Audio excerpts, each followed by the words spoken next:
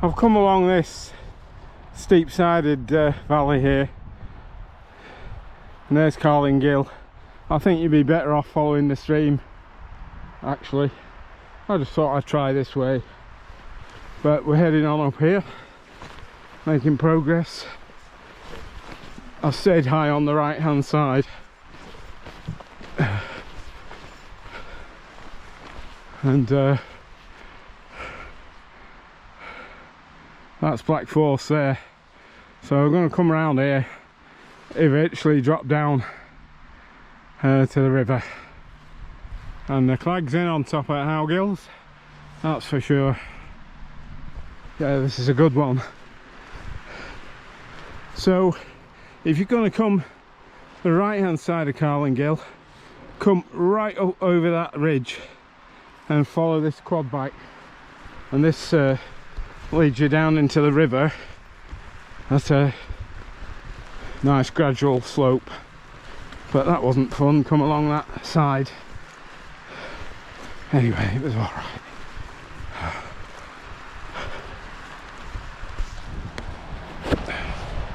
Look at that, this waterfall down here, and then this bit of an alluvial fan there. There's it up to bottom of Carling Gill. I'm pressing on down here. Yeah, I think I'm going to go back low level. But there is a way via this quad bike track, but you've got to keep high, right high up, and it's not bad going. It's probably quicker but harder going.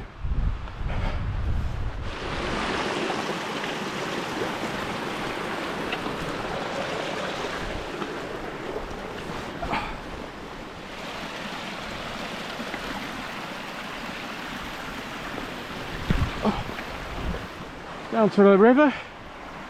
Plenty of camping spots down here, boys and girls, and also water supply. So this is Carling Gill. You can see there's a quad bike track comes right down here.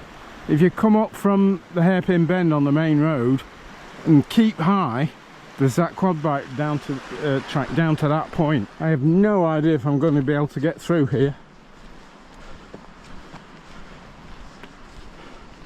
because I don't know where the route is.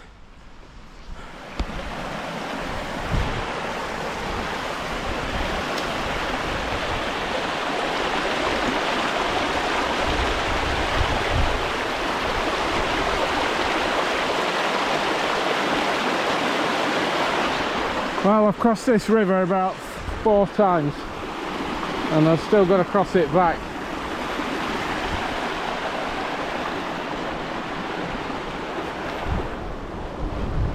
And I'm not sure I'm going to be able to get through again, because I have no head for heights, and the way is through those screes up there. Right, we're up to, I think it's called Black Force Screes, and the route is across them screes. I'll have a look at it. But there's a big drop into that ravine, and there's Black Force up there.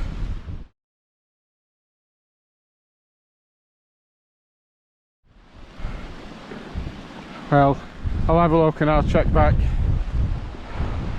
So yeah, this is the path, but it goes right across those screes, and there's a big drop. I have no head for heights, so I don't want to do it on my own. You can see Black Force up there. It's a shame, but I'm not willing to die for it. Yeah, and it's wet and slippy.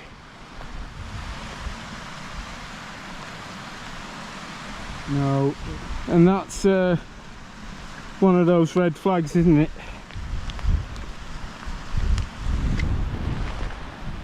Because every time I've tried to get somewhere and there's no decent footage of it, because it's too sketchy to be filming while you're going across it, or you need all your hands and feet just to climb up. That's why when you don't see any footage and you can't see anybody actually climbing across it, take that as a red flag. I'm not going to risk that bit particularly.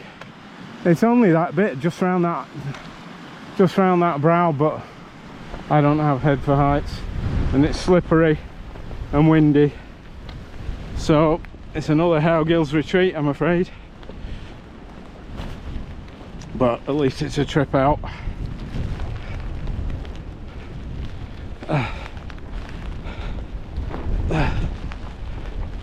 So what about the poncho? Well, it's hang on, I've not got it zipped up right. I've got no rain pants on and I've got this poncho. Now the thing is, it goes over my rucksack, but actually it does blow up a bit. I've got my gaiters on. You're inclined to get your knees wet, I think. I mean, it's very windy as well, so it blows about the place. But yeah, very lightweight, easy to put on, easy to put, covers your rucksack as well. But yeah, it's worth the money, I'd say. 50 quid I think they are. It's got a pocket in the front. Yeah, a pocket in the front as well to put stuff in,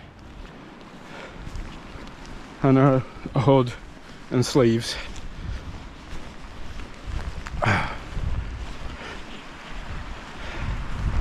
Right, I thought I'd come out and test this poncho.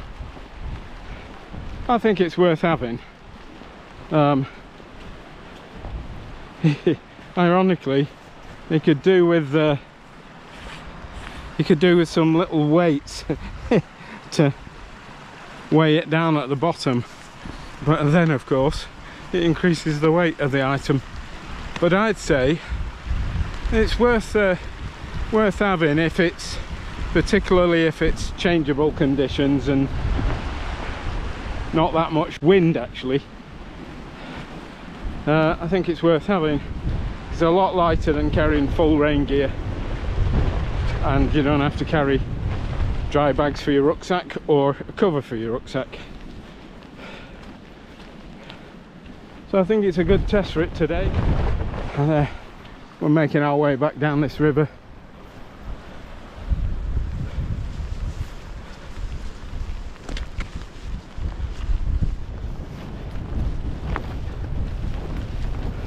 So elasticated cuffs, pocket in the front. There is a hood which I haven't used because I've got a woolly hat on.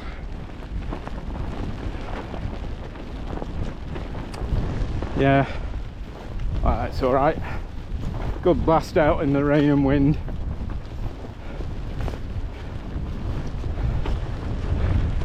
So the verdict on the poncho, I'd say a 7 or an 8 out of 10. But I would recommend it as a lightweight piece of rain gear when you don't want to carry a lot of stuff. And it is wild here. I've got to cross this stream again. No lack of water supply up here. Alright, so I've come down, back down Carling Gill along the lower level. You have to cross the stream a couple of times. And look at this strata here. And you can see the angle of it, and it continues here as well. Anyway, carrying on, not too far now, it's only about half a mile back to the car.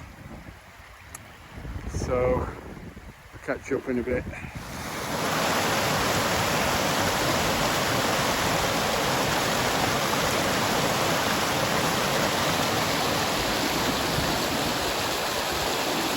So I've come down the valley I think it is better to go up by the side of the river. You have to cross it a few times, but oh, look at the strata here.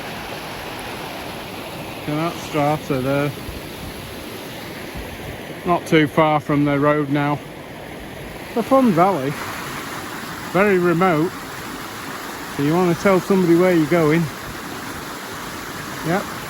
So carry on. A nice plunge pool there. Maybe about 3 or 4 foot deep.